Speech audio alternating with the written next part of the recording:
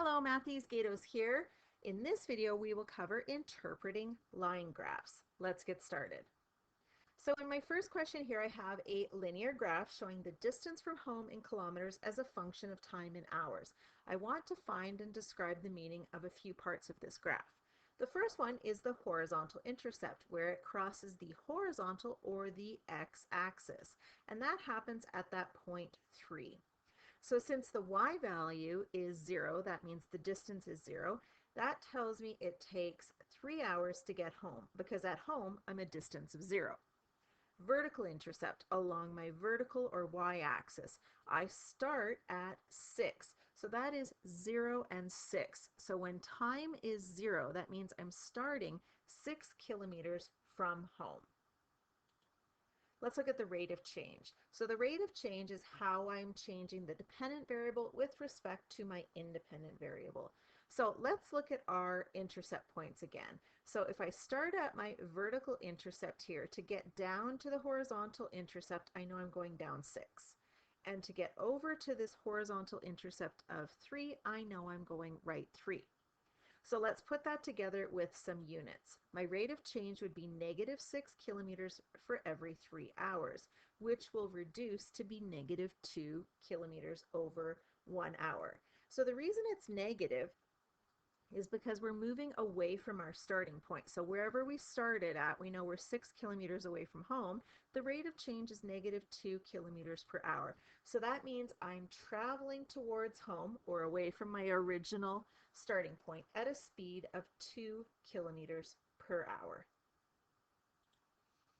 Let's look at the distance from home after 2 hours. So 2 hours is an independent value. So I go along my x-axis and I look, here is 2 hours. So I'm going to read up 2 hours to the graph and then read over to see what my y value is, and that is 2. So the distance from home after 2 hours is 2 kilometers. Now, that's from your original point going down towards home, 2 kilometers.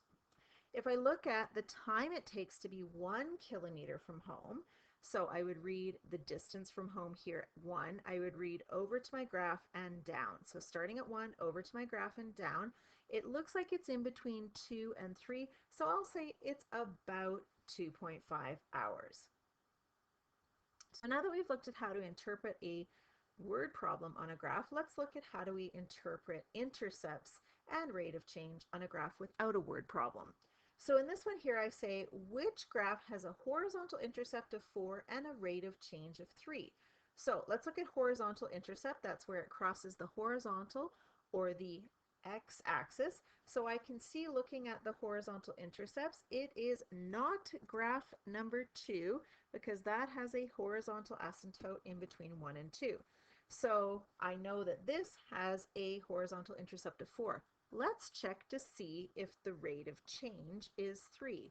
So for rate of change, if it's a rate of change of 3, that would mean that I am going to go up 3 units and over 1, making it into a fraction. So if I went up 3 units and over 1, I don't hit the graph.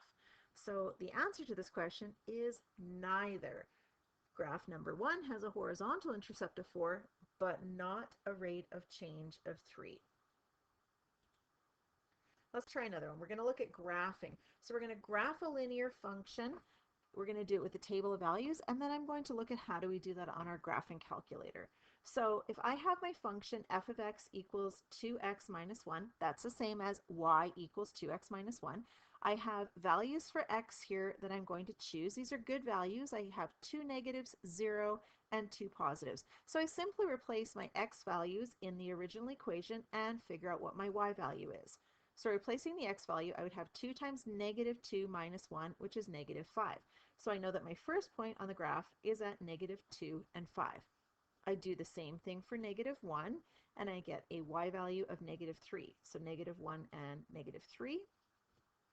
Substituting in x for 0, I get negative 1. That is your y-intercept. Substituting in an x value of 1, I get a y value of 1. So 1 and 1 is also on the graph. And substituting in an x value of 2, I get 2 times 2 minus 1 is 3. So all I have to do is connect my points and then put an equation title at the top. So that would be the graph of the linear equation 2x minus 1. Let's try an example where we're going to use our graphing calculator. So we're going to graph f of x equals negative 2x plus 4. Again, f of x is the same as y. So let's go into our calculator and graph this.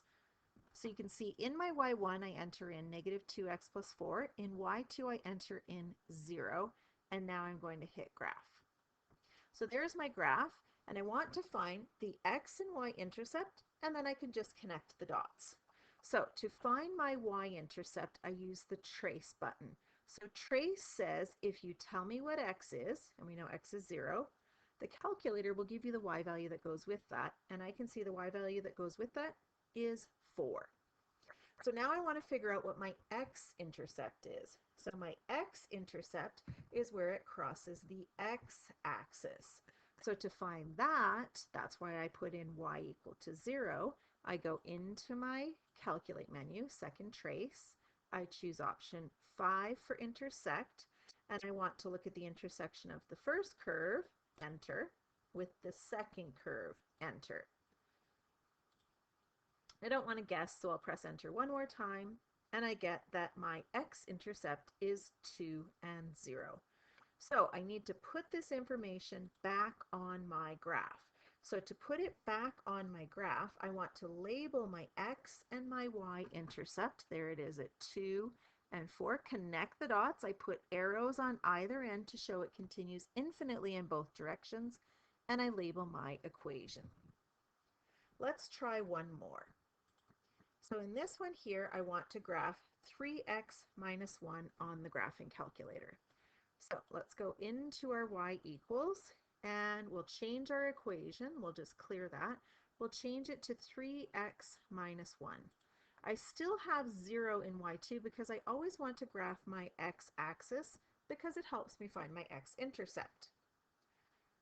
Okay, so let's begin again with the y-intercept. So trace 0. Again, we choose 0 because a y-intercept has an x value of 0, and press enter.